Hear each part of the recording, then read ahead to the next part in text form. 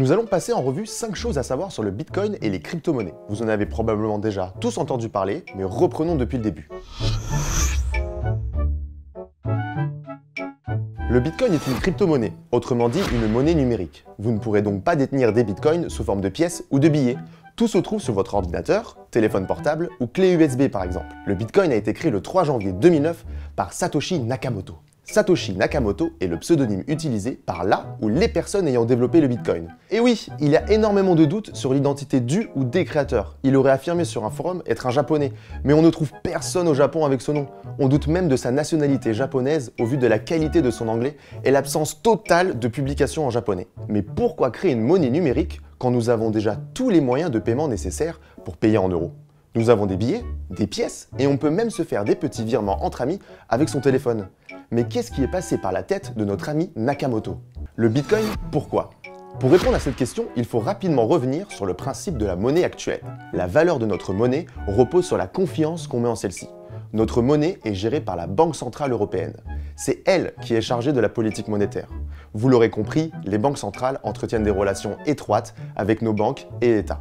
Mais toute bonne relation repose sur la confiance, n'est-ce pas? Eh bien, c'est là que ça se corse. Si par exemple les marchés financiers perdent confiance en la politique monétaire d'un pays, la valeur de sa monnaie s'en trouvera dégradée. Concrètement, si vous adorez le chocolat, mais que votre pays n'en produit pas, les entreprises locales devront en acheter dans d'autres pays, rien que pour satisfaire vos papilles. Si la monnaie utilisée par la société importatrice a perdu de la valeur, elle devra alors débourser plus que d'habitude. Mais pour éviter de diminuer son profit, elle devra donc augmenter son prix de vente, et vous devrez donc payer votre chocolat plus cher. C'est ce qu'on appelle l'inflation. Et avec l'inflation, les citoyens voient leur pouvoir d'achat chuter. Satoshi Nakamoto rejette complètement ce système et par la création du Bitcoin souhaite mettre fin au mécanisme monétaire traditionnel qui ronge le pouvoir d'achat des citoyens. Une caractéristique importante du Bitcoin est son fonctionnement décentralisé. Le Bitcoin est en effet hors système. C'est là aussi que le Bitcoin est différent de l'euro, car son système n'est pas régulé et appartient uniquement à ses utilisateurs. De plus, le Bitcoin repose sur une communauté mondiale d'utilisateurs. Autrement dit, le Bitcoin est transnational et n'est donc pas impacté par la situation économique locale.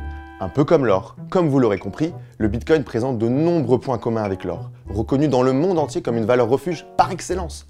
Mais pourquoi? Le cours de l'or dépend principalement des quantités présentes sur Terre. L'offre étant limitée, la perspective de croissance du cours de l'or est quasi garantie. Le Bitcoin reprend ce concept de rareté, mais de façon numérique. En effet, dès le début de sa création, il a été prévu qu'il n'y ait environ que 21 millions de Bitcoins en circulation. D'après les études, le dernier Bitcoin devrait être miné vers octobre 2140. Mais miner du Bitcoin, c'est quoi? Le Bitcoin est basé sur une technologie, la blockchain. C'est une technologie de stockage et de transmission d'informations sans aucun organe de contrôle.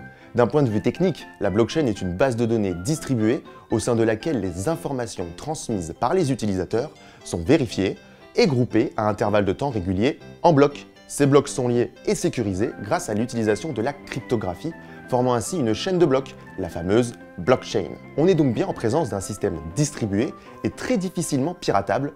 Pour faire simple, le but de la blockchain est de supprimer les intermédiaires. Par exemple, les banques, qui sont des intermédiaires de nos transactions financières.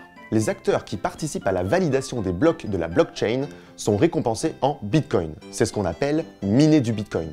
Mais miner du Bitcoin peut s'avérer être énergivore en électricité. D'ailleurs, tout semble tout rose dans le meilleur des mondes, mais quelles sont les critiques du Bitcoin et autres crypto-monnaies? Selon Bill Gates, le Bitcoin utilise plus d'électricité par transaction que toute autre méthode connue de l'humanité. Pour étayer les propos de Bill Gates, Alex De Vries, spécialiste des données à la Banque centrale néerlandaise, estime que chaque transaction en Bitcoin génère en moyenne 300 kg de dioxyde de carbone, soit l'équivalent de l'empreinte carbone produite par environ 750 000 cartes Visa. Pour aggraver le problème, les réseaux miniers sont en grande partie basés en Chine, qui tire une grande partie de son énergie de combustible fossile, comme le charbon. Et à mesure que la crypto-monnaie devient plus populaire, sa consommation d'énergie a grimpé d'un facteur de 10 depuis seulement 2017. Nous avons donc là une technologie inadaptée à notre présent, mais complètement adaptée à notre futur, vivre dans un monde d'énergie renouvelable. Une autre critique du Bitcoin, souvent faite par les gouvernements, est que le Bitcoin offre un certain degré d'anonymat, dont certains ont profité pour mener des activités douteuses, comme le blanchiment d'argent. Pour répondre à cette critique, certains gouvernements réfléchissent à lancer leur propre crypto-monnaie, mais cela va un peu à l'encontre de l'idée initiale de Satoshi Nakamoto, qui est d'avoir une monnaie gérée par ses utilisateurs, et non pas par un tiers. Elon Musk est dernièrement souvent à l'origine de la bonne ou mauvaise fortune des cryptos.